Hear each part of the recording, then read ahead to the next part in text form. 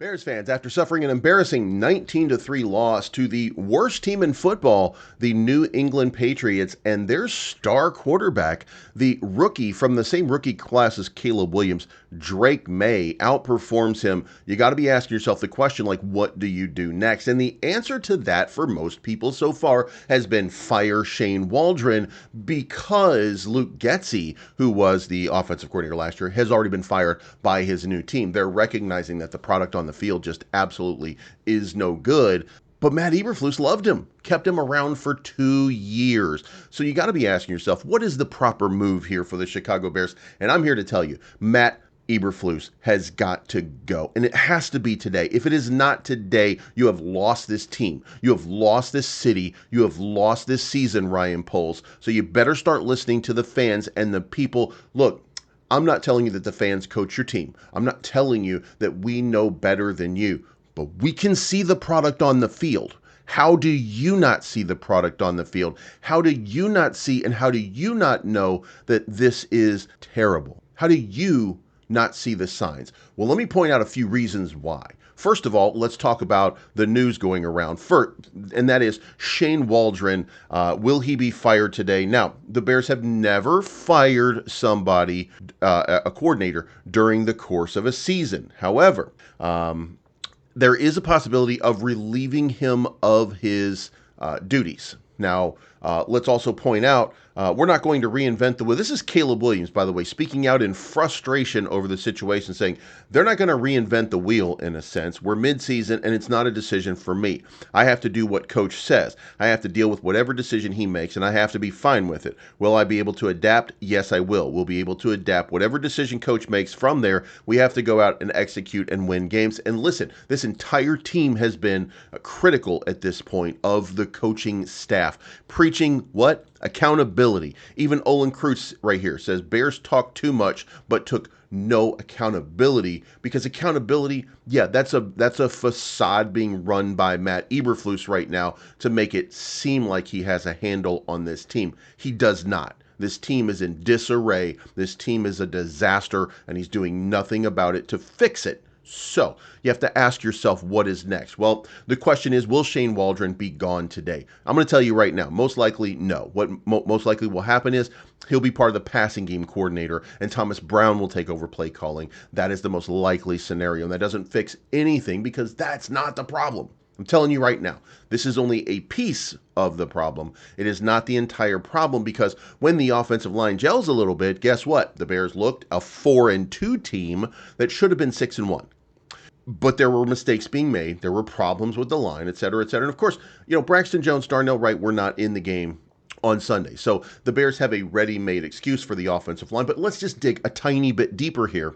The Bears are criminally failing Caleb Williams, who might need to sit right now. 9 times he got sacked. By the time I made a video yesterday, he had been sacked 7 times. He got sacked 2 more times in the final minutes of the game because this offensive line just would not protect him. And by the way, it's not did not protect him. It's would not protect him. And listen, we have to acknowledge a couple of things.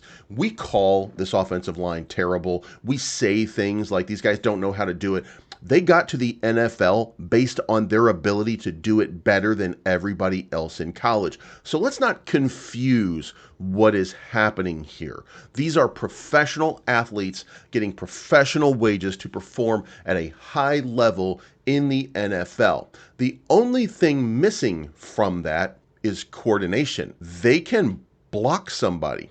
They can go man-to-man with somebody. Will they win every time? No, of course not. Nobody wins every time. Otherwise, Montez Sweat would have like 30 sacks by this point, right? So we do know that it's not, you're not going to win everything, but the problem is the scheme. If you watch what's going on the field, they are letting people run unblocked to the quarterback. They're not able to pick up blitzes. They're not looking in the appropriate places. That is coordination. Who is the offensive coordinator? Shane Waldron. But here is where it gets real interesting. This is the problem right here. And I'm going to tell you, like, it should be obvious at this point. Chris Morgan right here is the offensive line coach. He is still the offensive line coach to this day. This is 2023 Chicago Bears. So the guy who was the worst offensive line coach coach in the league last year, according to some, continues to do his job. And now, not only that, but he's also the running back assistant coach as well. So his job was expanded while he's done a terrible job as the offensive line coach. This team is not ready. They don't understand their protection schemes. They don't understand anything about what they need to be doing in this offense. Is it a disconnect between Chris Morgan and Shane Waldron? I mean, that's entirely possible, but why does Matt Eberflus not see that? Why is he not addressing that? Why is he not on top of all of this? And by the way, if you look around here, I want to point out here, this is the offensive coaches. These are the defensive coaches, special teams coaches. None of these people, except Matt Eberflus and Chris Morgan, everybody else cleaned house completely. But why is it Matt Eberflus that's got to go, right? Well, let's take it one step further. Defensive coordinator Alan Williams resigned on September 20th, right? So we had a defensive coordinator, in case you guys didn't know, last year, who didn't even make it to the season. Alan Williams resigns from the Bears after inappropriate conduct, but not criminal. And he said that he was going to resign to take care of his family and his personal health, but it was inappropriate conduct. Multiple people on the Bears spotted a forensic vehicle parked outside the facility in the wake of Williams' resignation. I was told by multiple league sources this is a standard practice when a team employee is resigned or has been fired, that employees' work devices such as computer and cell phone are downloaded out of caution. This is a layer of protection for the Bears against potential future lawsuits involving a former employee, those sources said. So harassment, something like that. This is a testament of Matt Eberflus' ability to spot character. So there is a character flaw in this person. There was something wrong with this, and he hired this person as the defensive coordinator.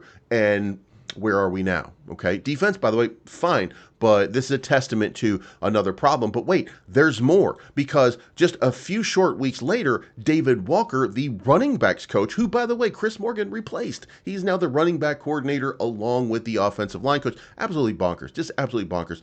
Had been fired for behavior because of workplace behavior. Also, forensic team came in and had to do whatever they needed to do for this one. So David Walker, Alan Williams, both of them are gone. One for some kind of affair, instance, something like that. The other one, same. So what is it that Matt Eberflus sees in people, and why should we be concerned? Well, that takes us back to Shane Waldron. What is going on with Shane Waldron? Does that mean that Shane Waldron is doing something wrong? Absolutely not. It means that he doesn't understand the game. He doesn't understand character. He's not holding anybody accountable for anything except personal performance, okay? Personal conduct. So what do you expect at this point from this team? If Matt Eberflus is not fired today and Shane Waldron is demoted and Ryan Poles has not stepped in and Kevin Warren has not stepped in, then you have to take a step back and you have to say, look, we're fans. I'm not telling, by the way, just so you guys understand, they've already made their money off of season tickets. They've already sold the tickets for the rest of the season. You will not be affecting the Chicago Bears with your pocket. They've already sold out the stadium for the year, okay? But if you don't go to the games and we sit on the sidelines for these games instead of going to the arena, then concessions will suffer dramatically. And that will mean the McCaskies will suffer dramatically.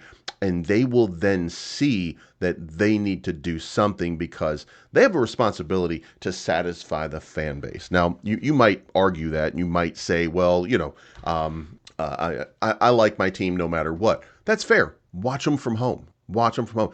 Do not go to games and do not support this level of performance. This is not college. This is not about the players. You don't owe players your allegiance, because let me tell you something. This team is only allied and has allegiance to players who perform well, okay? Don't get it twisted. If you are not a good player, you get released in a heartbeat and nobody cares about you. So this is not about players and not about supporting the players. This is about sending a message to this team that the product that they're putting on the field is inferior and you're not going to tolerate it anymore. And when you see what's happening there, and when people stop showing up for the games, and when people can't sell their tickets that are left over and people are not going to games, then the Bears will get the message and they will make a move. But if Ryan Poles is too much of a coward to do anything about it at this point and make the hard call, Kevin Warren is on the clock. If he's not willing to do it and get rid of, look, today, Kevin Warren should be meeting with Ryan Poles saying, I want Matt Eberflus and I want Shane Waldron gone today. If you need to, I want Chris Morgan gone as well. And look, go out and hire whoever you need. As an emergency, I want you to put Eric Washington in charge. I want Thomas Brown to run the offensive game for the week. We're going to be in a crisis mode right now. We'll figure it out, okay? Richard Hightower, special teams coordinator. Look, pick somebody, put them in charge. We've got assistants who can step up. Everybody needs to step up. These guys need to get out, and they need to get out now, and we need to get a game plan to salvage this season for the fans. And if Ryan Poles said, I'm not going to do that, I've got a plan in place, I'm not going to do that. Okay, Ryan, you're fired too. Okay, get out. I will find another general manager who will do what I need done when I need it done. That's the way that you do it. There's no in between here at this point. So all the way up, if Ryan Poles can't do his job or doesn't want to do his job, Kevin Warren has to do his. And if they can't do it, George McCaskey, you're on the clock. We can't go any higher than George McCaskey. Virginia is not going to do anything. George is the guy who's ultimately in charge.